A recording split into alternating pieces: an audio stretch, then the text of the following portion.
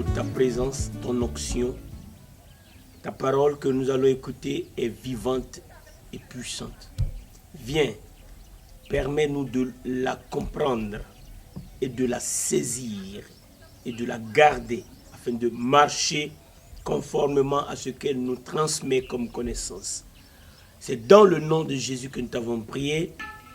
Merci également, Père, pour tous ceux qui sont en train de suivre cette vidéo. Au nom de Jésus-Christ de Nazareth, touche les malades et guéris-les. Dans le nom de Jésus, fais un miracle, Père Saint, et que ceux qui avaient besoin de quelque chose reçoivent ce dont ils ont besoin, qui est bien pour eux. Merci d'ouvrir des portes que nul ne pourra fermer. Je te remercie, Père Saint, au nom de Jésus-Christ. Alléluia. Amen. Amen. Bienvenue à cette dévotion. Quelle joie de te retrouver.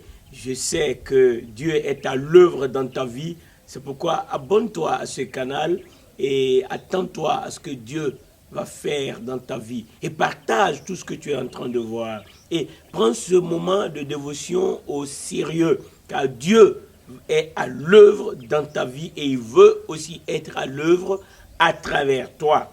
Amen. C'est-à-dire, il va passer par toi pour bénir d'autres personnes. Ce message va bénir, car c'est un message de vie. C'est un message qui donne la paix. C'est un message qui donne l'espoir. C'est un message rempli de joie, de bonnes nouvelles. Un message qui ne détruit pas, sinon qui édifie. Voici le message que Dieu confirme. Aujourd'hui, nous ouvrons nos Bibles dans Actes, le chapitre 5, à partir du verset 25. Alors, quelqu'un vint leur dire, « Voici, les hommes que vous avez mis en prison sont dans le temple et ils enseignent le peuple. » Voilà, c'est extraordinaire. Souviens-toi qu'ils sont allés chercher les apôtres, ils les ont mis en prison. Ils ont fermé la prison. Les portes de la prison étaient fermées. Ils ont mis des soldats, des gardes pour garder la prison. La nuit, l'ange de l'Éternel est venu ouvrir les portes. Il a fait sortir les apôtres. Il leur a donné un message de la part de Dieu. Ce que vous dites, c'est bien. C'est la parole de la vie. Continuez à dire cela. Maintenant, rentrez dans le temple et annoncez cela à ceux qui sont dans le temple et qui ne comprennent pas encore. Alors, ils étaient allés le faire. Ils ont obéi à l'ange. Et pendant ce temps, le Sanhédrin, le conseil, le grand conseil est rassemblé, est réuni pour les juger. On va les chercher dans la prison. Les huissiers qui sont partis n'ont rien vu. Ils n'ont vu personne. Mais les portes étaient fermées, les gardes étaient là. Ils étaient surpris, confondus. Et alors, pendant qu'ils ont rendu le témoignage, ils ont rendu donc leur rapport, ils ont fait le compte rendu aux souverains sacrificateurs, aux anciens. Eux, ils étaient confondus. Ils se disent, mais qu'est-ce qu'on va faire de ces gens? Au moment où ils étaient dans cette confusion, quelqu'un apparaît et il leur dit, écoutez, ceux que vous avez mis en prison, les voici, ils sont dans un temple, ils sont en train de prêcher. Au nom de Jésus, ils sont en train d'enseigner librement. Pourtant, vous les avez arrêtés. Et alors, qu'est-ce qui s'est passé? Le commandant partit avec les huissiers et les conduisit sans violence, car ils avaient peur d'être lapidés par le peuple.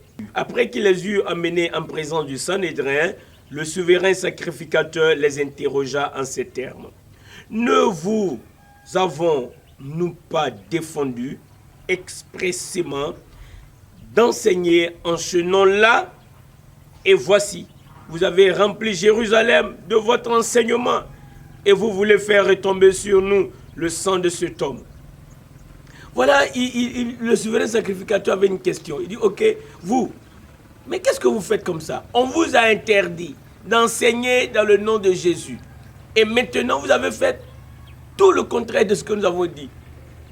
Vous avez fait le contraire. Vous n'avez pas obéi à notre ordre, à notre commandement. Et voici, tout Jérusalem est rempli. Tout le monde sait maintenant ce que Jésus a fait. Tout le monde a entendu l'évangile. Eux, ils étaient contre ça. Mais Dieu était pour ça. Voilà ce que nous devons savoir. Toi qui as reçu Jésus, le but de la présence de Christ en toi, c'est que d'autres sachent ce que Jésus a fait. Le but de la présence de Christ en toi par le Saint-Esprit, c'est que tu sois témoin de Jésus-Christ. Et c'est ce que les apôtres ont compris. Et c'est ce que nous devons comprendre. Nous sommes appelés non pas à demeurer dans des églises, dans des bâtiments, nous asseoir là-bas. Non seulement ça. C'est bien d'y aller pour adorer Dieu, pour faire la communion fraternelle avec les frères et d'être ensemble, de louer Dieu. Mais ça, c'est le dimanche et quelques jours de la semaine. Et les autres jours de la semaine, Dieu est à l'œuvre en toi. Tu es au milieu des personnes qui n'ont jamais entendu parler de Christ. Ils en ont besoin. Ils cherchent quelqu'un pour leur expliquer ou pour leur dire, pour leur donner l'information concernant Jésus-Christ, du moins l'information biblique, car c'est la véritable. Et alors, ils en cherchent, ils n'en trouvent pas, et tu es là, tu as le message avec toi. Joue ta part, joue ton rôle, fais ta part, joue ton rôle. Ne te fatigue pas, malgré les menaces, malgré les interdictions, malgré les persécutions. Ton Seigneur a besoin que tu sois son témoin chez toi à la maison, par la qualité de ta vie, et dans ton lieu de travail, par la qualité de ta vie, par les paroles qui sortent de ta bouche, par ton comportement. Tu es en train de donner un message. Les hommes vont voir Jésus à travers toi. Ils vont connaître Jésus à travers toi. C'est cela ce que Dieu veut que tu fasses pour donner gloire à son nom. Alors, ils ont dit ces choses, ils ont dit ces paroles.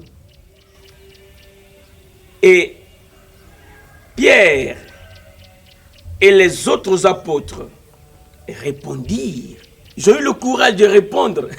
Cela m'attire l'attention. Mais pourquoi ils ont toujours le courage, l'audace de répondre au jury, aux juges, aux Sanhédrins, à ceux qui peuvent décider de leur sort? C'est-à-dire, ils peuvent décider qu'on les tue et ils vont les tuer. Ils ont décidé qu'on les mette en prison, ils ont été en prison. Mais quand il s'agit de leur répondre, ils étaient remplis d'assurance. C'est l'action du Saint-Esprit en eux. Et alors, ils ont répondu, oh j'aime ça, il faut obéir à Dieu plutôt qu'aux hommes. Retiens ceci, c'est le but de ce message. Il faut obéir à Dieu plutôt qu'aux hommes. Dans ta vie, obéis à Dieu plutôt qu'aux hommes. Fais ce que Dieu veut que tu fasses. Applique la parole de Dieu, jour après jour. Que la parole de Dieu soit le style, le nouveau style de ta vie. Que ce soit le principe de ta vie. Et alors, il faut obéir à Dieu plutôt qu'aux hommes. Voilà ce qu'ils ont dit. Et écoute ce qu'ils ont ajouté. Le Dieu de nos pères a ressuscité Jésus, que vous avez tué, et en le pendant au bois, Dieu l'a élevé par sa droite comme prince et sauveur. Écoute ceci, ils l'ont tué, mais Dieu l'a ressuscité et Dieu l'a élevé. Et il l'a établi comme prince et sauveur. Jésus est le prince de la paix, il est le prince de la vie. Il est le Seigneur, alléluia, il est le Sauveur, pour donner à Israël la repentance. Et à toi qui m'écoutes, à toutes les nations, la repentance et le pardon des péchés. Et Pierre déclare avec les autres, nous sommes témoins de ces choses. De même que le Saint-Esprit que Dieu a donné à ceux qui lui obéissent. Tu as besoin de comprendre ceci. Ce sont des témoins. Ça veut dire quoi? Quand on reçoit Jésus, on devient témoin. Sois un témoin. Le Saint-Esprit est en toi pour t'aider à être témoin. Témoin de quoi? Il a dit, Jésus-Christ ressuscité. Dieu l'a ressuscité des morts. Voici le message clé. Le message qui donne paix à ceux qui n'ont pas la paix. Le message qui sauve ceux qui sont sous le pouvoir et le poids du péché. Le message qui délivre les opprimés, les captifs, c'est que Jésus-Christ, qui est mort pour nos péchés, celui qui a été enseveli, il est ressuscité, il est vivant. Et en son nom, les malades guérissent. En son nom, les paralytiques marchent. En son nom, les aveugles voient. Au nom de Jésus-Christ, toi qui n'es pas encore sauvé, tu reçois le salut. Et le Saint-Esprit rend le même témoignage que les apôtres. Il dit, nous sommes témoins de ces choses, de même que le Saint-Esprit. Cela veut dire que Dieu atteste ce qu'ils sont en train de dire. Dieu confirme, Dieu appuie leur témoignage. Quand tu vas te disposer à rendre témoignage de la résurrection de Jésus, tu verras l'action du Saint-Esprit en toi et à travers toi. Parce qu'il sera toujours là pour te confirmer. Parce que le message que tu donnes, c'est un message qui est authentique, qui est vrai, qui est fondé. Et alors, le Saint-Esprit, écoute ce qu'il dit. Le Saint-Esprit que Dieu a donné à ceux qui lui obéissent. Si tu obéis à Dieu plutôt qu'aux hommes, Dieu te donnera le Saint-Esprit. Peu importe les religions que tu as embrassées dans le passé, tu as besoin de Christ aujourd'hui pour que tu puisses avoir le Saint-Esprit qui sera ton enseignant, ton paraclet, ton rempart, ton aide, celui qui va te conduire en toutes choses. Aujourd'hui, je voudrais prier avec toi. Si tu n'as pas encore reçu Christ, si tu n'as pas Christ dans ta vie ou tu n'es pas sûr que tu as reçu Christ, tu as besoin de Christ. Au nom de Jésus, ouvre ton cœur et crois que Jésus-Christ est mort et il est ressuscité. Et proclame dans ta bouche maintenant que Jésus-Christ est le Seigneur. Et tu verras, le Seigneur a promis, tu auras le salut, tu seras sauvé. Sauvé de la mort, sauvé du péché, sauvé de l'oppression du diable. Prions ensemble. Notre Père, au nom de Jésus-Christ de Nazareth, ce matin encore, nous voici devant toi, avec nos fardeaux, avec nos soucis, là où il n'y a pas de paix. Ô Père Saint, dépose la paix dans ces cœurs. Là où il n'y a pas de joie, donne la joie.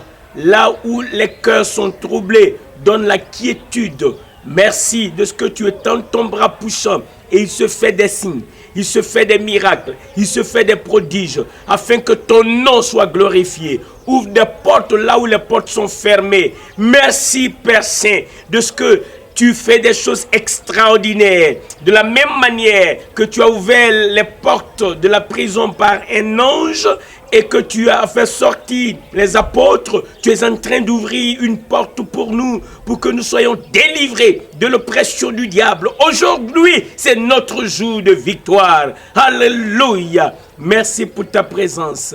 Amen. C'est dans le nom de Jésus-Christ que nous t'avons prié.